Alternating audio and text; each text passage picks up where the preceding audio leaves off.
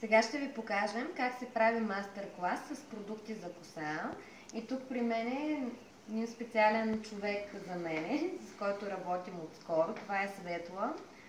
И тя ще ни бъде модел, за да знаете вие всички как да прилагате също този мастер-клас за коса.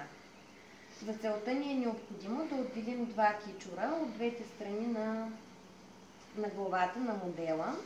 И единият кичур го оставяме така както си е, той е измит с продукти, които са на друга марка. А другият кичур сега ще го измием заедно с продукти на Тианде. Избрала съм шампуан с змийска мас, маска с змийска мас и ампули. Започваме първо с шампуана.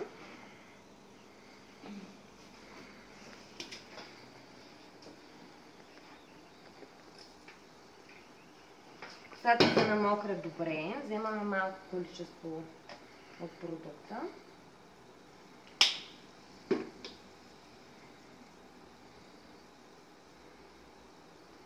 И разтриваме, докато се образува пяна.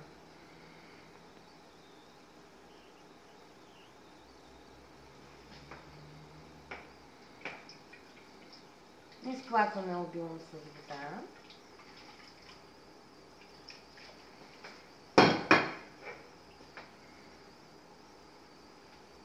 И сега сме готови за нанасяне на маската.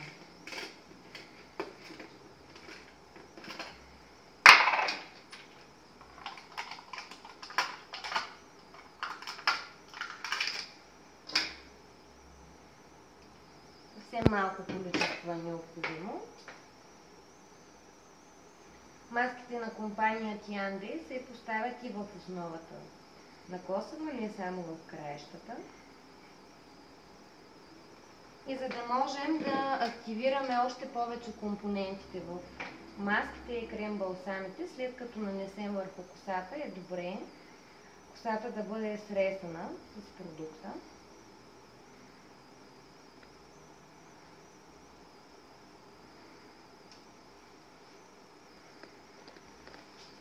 Те са с силни активни съставки, не е необходимо дори крем-балсама да стои дълго време, така че аз преминавам към изплакване.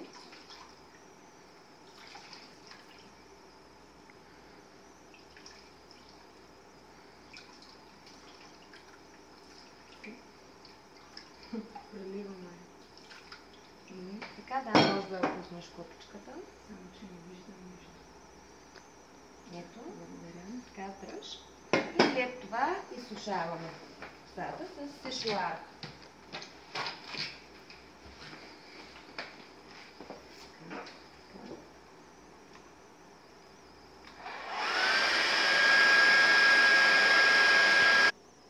Подсушили сме вече леко косата, тя все още е влажна и сега е момента да нанесем малко количество от серума в капсули за коса.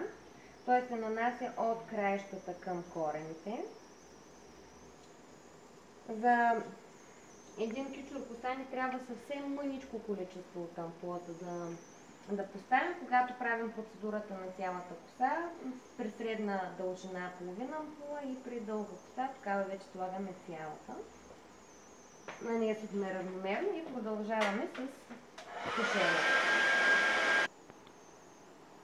Вече косата е напълно изсъхнала и налагаме това, което обработихме с продукти Тианде до другият кичур.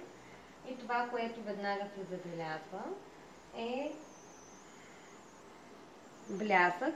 Кутикулата на косъма е изключително добре загладена и косата изглежда значително по-жива.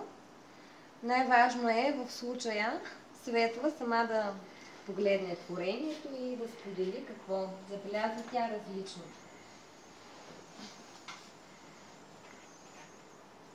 Първото нещо, което се забелязва, е блясъка и живостта на косата. След това на допир е изключително приятна и мека. И наполовина изглеждам като момиче от каталог.